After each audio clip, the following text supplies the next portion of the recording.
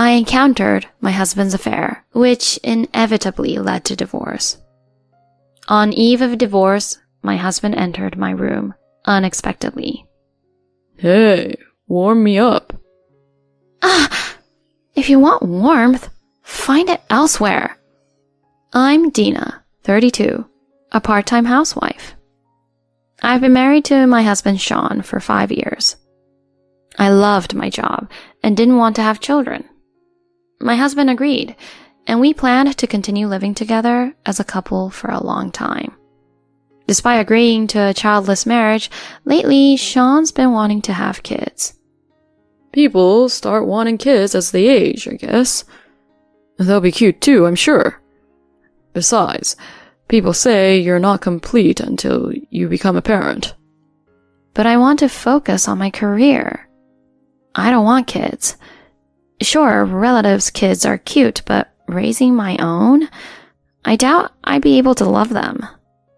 Besides, I keep telling you, I want to work. Even full-fledged adults get into trouble and get divorced. Despite being raised by a full-fledged adult, why are there children who still engage in bullying, I wonder?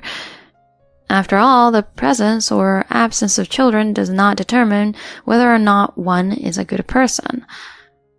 There are people who do well if they have children, and there are also people who are respectable even if they don't have children.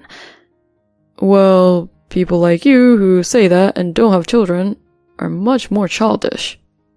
I was so shocked to hear my husband's response. I wondered how he was going to raise a child with such a narrow-minded way of thinking. Then I made a proposal. I have no intention of having children for the rest of my life, so if you want children, get a divorce. I say that and my husband seems flustered. No, I didn't mean... But he brings up the topic again later. I tell him that if he wants kids, he should divorce and remarry, but he doesn't do it. He also seems reluctant to give up our lifestyle. With my decent income, we can't afford luxury without it. This apartment has been mine ever since I was single. Sean also looks like he dreads returning to our previous life. He's torn between having kids or living comfortably. However, our relationship worsens each day, and our conversations dwindle. The word strained is finally starting to come into my mind when describing our relationship. Over this past year, conversations with my husband have been practically non-existent. He's been coming home late at night more often, and sometimes even without notice. At first, I asked what he had been up to, but I stopped bothering as his responses were dismissive and unrelated. I figured if it was work-related, he'd say so. Not saying anything must mean it's not worth mentioning. Still, some affection for my husband lingered.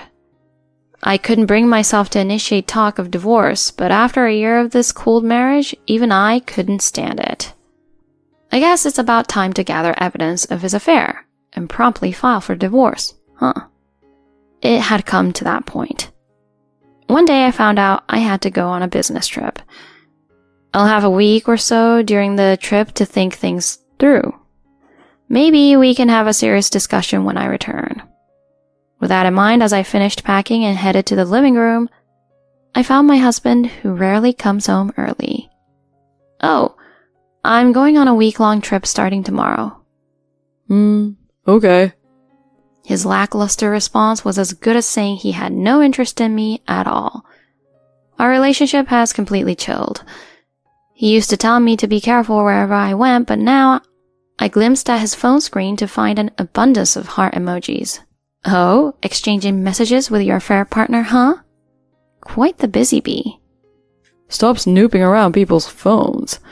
It's your fault for making it so obvious, but I can't help but get irritated by your petty complaints. Gathering evidence of your affair seems easy enough, just so you know.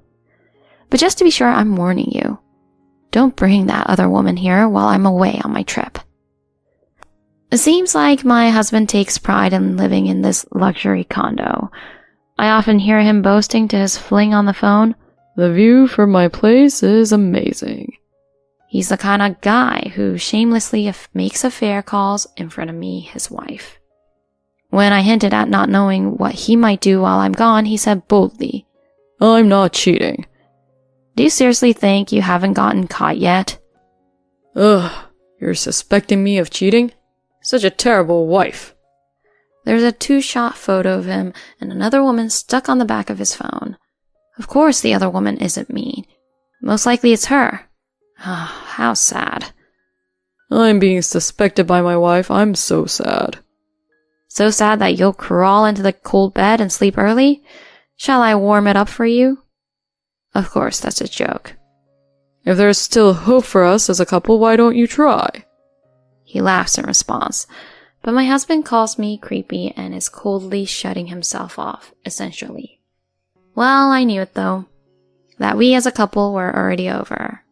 I understand it well. What's not understood is the current situation and my husband still clinging to this condo. Doesn't he really understand that there's no point in continuing together as a couple?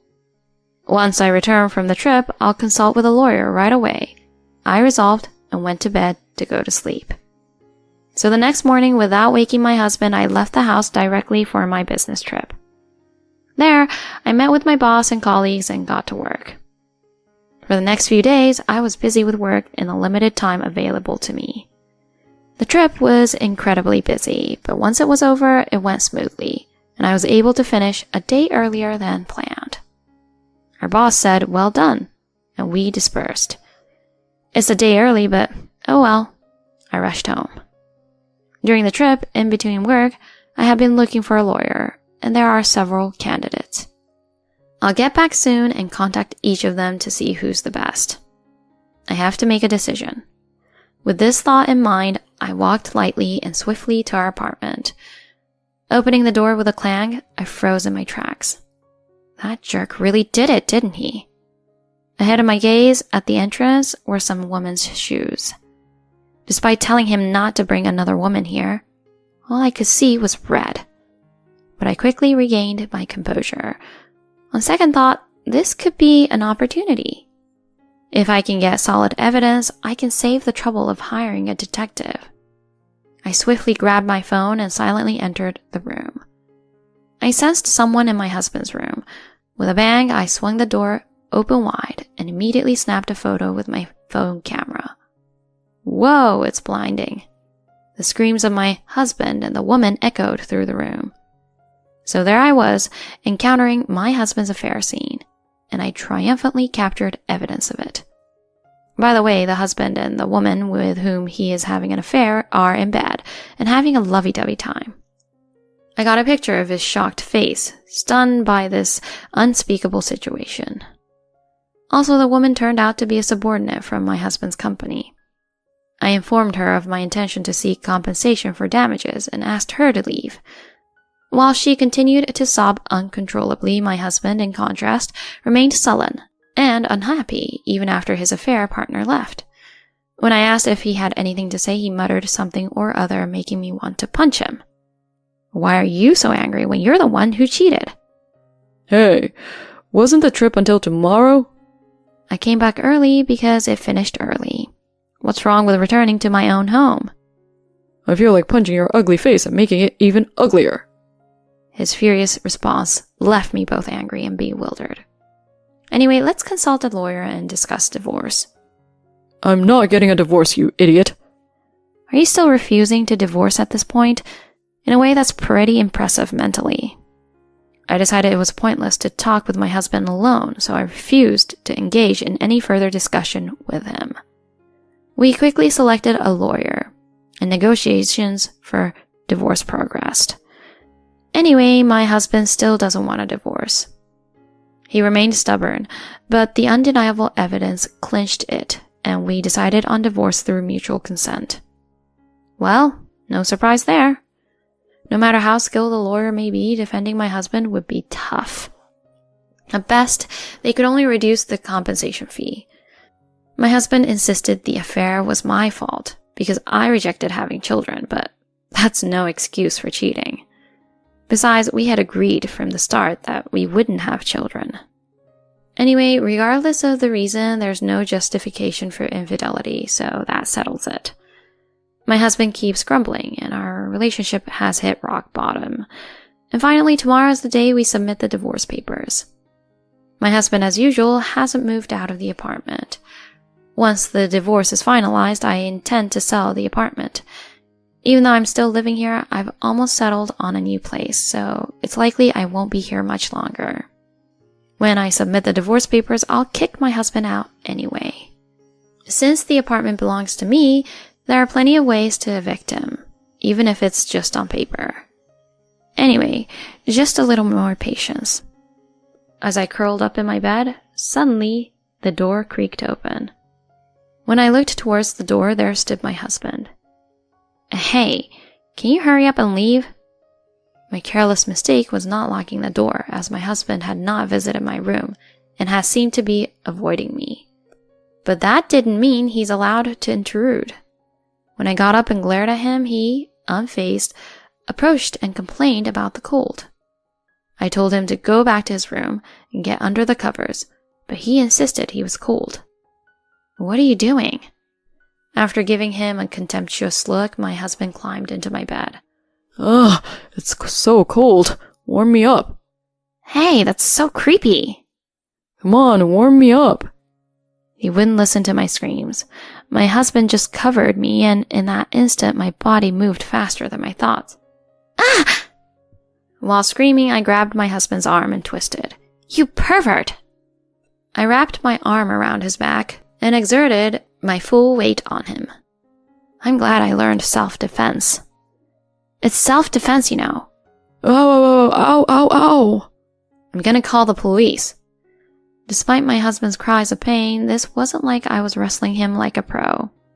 As I continued to hold down his arm, my husband's voice gradually turned into sobs. I just wanted you to keep me warm on our last night as a couple. But we're not a couple anymore, so I don't have to do that. Please, even in this state, you're still saying that? As I shook my head in disbelief, I heard my husband sniffling. Then I suddenly had a thought.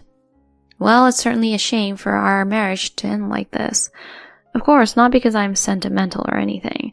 It's because of this man that I have to let go of the apartment. Because he used our apartment for his affair, I decided I didn't want to keep it. So maybe it's okay for him to suffer a bit more. With that thought, I let go of his hand. Have you learned your lesson? As my husband abruptly sat up, it seemed like he was about to jump at me again, so I threw a pillow at him. And then, telling him to wait, I left the room. There he was, my foolish husband, waiting obediently, simple-minded to the core. After a while, I returned to the room. I had prepared this and that. Huh? What in the world are you doing? What? These are hand warmers. Being a scatterbrain, I always have a bunch of these. I sit on the bed and place them all around my husband, who's sitting there. I make sure they're all over him, to the point where he can't move, even over his pajamas. Hey, what are you doing? Shut up. I told you I wanted to be warmed up, but there are too many. If you're going to complain, I'll shut you up myself.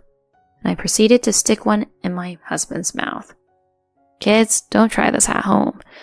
And then, once I finished doing that, I set up the electric heater in the room. And here's a bottle with hot water for you. Hug it tight. I press it against my husband's chest. With the hand warmer removed from his mouth, my husband panics. So you're just gonna warm me up with these? Come on, that's just nonsense. What a killjoy. This is why you're getting divorced for cheating. And as a finishing touch, here's the ultimate blanket. It's my favorite blanket because it's incredibly warm. Here, take it and be thankful. And I wrap it around him. And to finish it off, I quickly pull the drawstring from his hoodie and tie it tightly over the blanket, in case the blanket comes off and you get cold. Yeah, I'm so kind, huh? No, I'm hot. But you asked to be warmed up, right? You've warmed up enough by now. Don't hold back, even if you catch a cold. You'll have to live alone starting tomorrow. So let's get divorced already. What are you even saying at this point? I throw a pillow at him. But seriously, it's getting unbearably hot in here. If I can endure this for the night, maybe I'll reconsider the divorce. With that parting shot, I leave the room. Well, I did plan to stop before it got dangerous, but less than a minute later, there was a loud bang against the door. What? What's going on? When I opened it, I found my husband rolled up like a sushi roll on the floor. Oh, you couldn't open the door? I'm sorry for everything. I'll take the divorce, so can I have some water? My husband, now a sweaty mess with tears and snot, lies there pleading. He's such a pushover. The next day, my husband left the house. It seemed like he thought it'd be best not to stick around any longer. Well, actually, I had other plans in mind, but I was planning on making him leave anyway, so it's good he left early. And with my lawyer, I successfully filed for divorce. And I was officially single again, while my husband became my ex-husband. He'll pay the alimony in installments. If the woman doesn't pay up, I want her employer to deduct it directly from her salary, so both my ex-husband and his mistress's employer are aware of the situation. Maybe that's why rumors started circulating at their workplace about my ex-husband and his mistress. People say that gossip spreads like wildfire, and it's true. Who could have spread the rumors? Thanks to that, they were both looked down upon, and the woman apparently quit her job. Since she had already paid the alimony by then, I didn't care. But just for your information, my ex-husband seems to be struggling with his job while living frugally. Even his exasperated parents have given up on him. He probably doesn't have the confidence to quit his job and live on his own. However, he's apparently struggling to make ends meet with the alimony payments. I received a few calls for reconciliation, but I ignored them all. It got so persistent that my lawyer had to intervene before they finally stopped. As for me, I sold the condo unit as planned and moved out early. The best way to deal with bad memories is to make new ones. My new life in the new apartment is comfortable. I've come to realize that I'm not just cut out for marriage. Maybe things would have turned out differently if we had children, but a man who cheats will find another excuse to do so even if he has kids. What's important in marriage varies from person to person, but I believe the most important thing is to have a caring heart for your partner. If I ever find myself in a relationship again, I want to choose someone who will be kind to me. But for now, I'm enjoying being single and excelling at work.